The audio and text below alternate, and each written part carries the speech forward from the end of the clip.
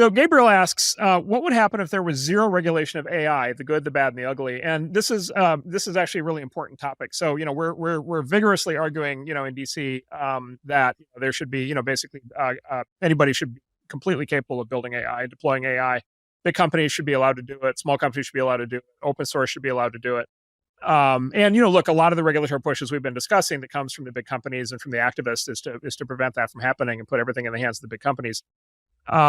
So we're definitely on the side of freedom to innovate. Having said that, that's not the same as saying no regulations of anything ever. And so we're definitely not approaching this with kind of a hardcore libertarian lens. The interesting thing about regulation of AI is that it turns out when you kind of go down the list of the things that I would say reasonable people, thoughtful people consider to be concerns around AI on both sides of the aisle. Basically, the implications that they're worried about are less the technology itself and are more the use of the technology in practice, either for good or for bad. And so, Ben, you brought up, for example, if AI is making decisions on things like granting credit or mortgages or insurance, then there are very serious policy issues around how those answers are derived at, which groups are affected in different ways. The flip side is, if AI is used to plan a crime, or to, plan a bank robbery or something like that, or a terrorist attack, that's obviously something that people focused on national security law enforcement are very concerned about. Look, our approach on this is actually very straightforward, which is, it seems like completely reasonable to regulate uses of AI, in things that would be things that would be dangerous. Now, the interesting thing about that is, as far as I can tell, and I've been talking to a lot of people in DC about this, as far as I can tell, every single use of AI to do something bad is already illegal under current laws and regulations. And so it's already illegal to be discriminatory in lending. It's already illegal to redline in mortgages. It's already illegal to plan bank robberies. It's already illegal to plan terrorist attacks. Like these things are already illegal, and there's decades or centuries of case law and regulation and law enforcement and intelligence capabilities around all of these. And so to be clear, like we think it's like completely appropriate that those authorities be used. And if there are new laws or regulations needed due to, other bad uses, that makes total sense. But that basically the issues that people are worried about can be contained and controlled to the level of the use, as opposed to somehow saying, by the way, as some of the doomer activists do, we need to literally prevent people from, doing linear algebra on their computers. Yeah. Well, I think that's important to point out, like, what is AI? And it turns out to be, it's math, and specifically kind of like a mathematical model. So you can think of it, for those of you who study math in school, in math, you can have an equation like, y equals x squared plus b or something. And that equation can kind of model the behavior of something in physics or, something in the real world. And so that you can predict, something happening. Like the speed that an object will drop or so forth and so on. And then AI is kind of that, but with huge computer power applied so that you can have much bigger equations with, instead of 2 or 3 or 4 variables, you could have, 300 billion variables.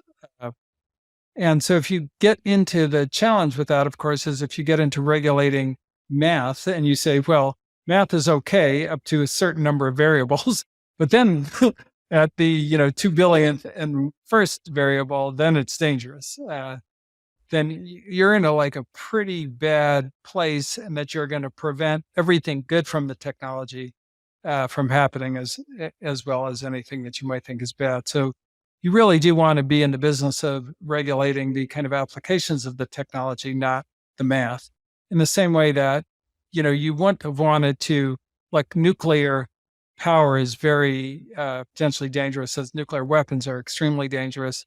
You wouldn't want to kind of put parameters around what physics you could study in order to, like literally in the abstract, in order to kind of prevent somebody from getting a nuke. Like, you can no longer study physics in Iran, because then you might be able to build a nuke, would be kind of the conclusion. And that has been kind of what big tech has been pushing for, not because they want safety, but because, again, they want a monopoly. And so I think we have to be very, very careful not to do that. I do think there will probably be, some cases that come up that are enabled by AI, new applications that do need to be, regulated potentially. For example, I don't know that there's a law that like if you recreate like something that sounds exactly like Drake and then kind of put out a song that sounds like a Drake song, like I don't know that that's illegal. Maybe that should be illegal. I think those things need to be considered for sure. And there's certainly danger in that. I also think we need technological solutions, not just regulatory solutions for things like deepfakes that kind of help us get to, what's human, what's not human. And interesting, a lot of those are kind of, viable now based on kind of blockchain crypto technology. Yeah, so let's just on the voice thing real quick. Yeah, so it actually, I believe this to be the case. It is not currently possible to copyright a voice. Yeah. Right. You can copyright lyrics, and you can copyright music, and you can copyright tunes. Yeah. Right, melodies and so forth. Right. Copyright a voice. And yeah, that seems like a perfect example where that it seems like that probably is a good idea to have a law that lets you copyright your voice. Yeah, I feel that way. Particularly if people call their voice Drake squared or something, right? Like it could get very dodgy. Although again, you get it's just the details. Trademark. You can trademark your name. So you could probably prosecute on that. But by the way, having said that, look, this also gets to the complexity of these things. There is actually an issue around copywriting a voice, which is okay. Well, how close to the voice of Drake does? Like, there are a lot of people who have like a lot of voices in the world, and like, how close do you have to get before you're violating copyright? And what if my natural voice actually sounds like Drake? Like, am I now in trouble? Right. And do I outlaw like Jamie Foxx imitating Quincy Jones and that kind of thing? Right. Exactly. So anyway, yeah. Look, I agreeing violently with you on this is like that seems like a great topic that needs to be taken up and looked at seriously from a legal standpoint.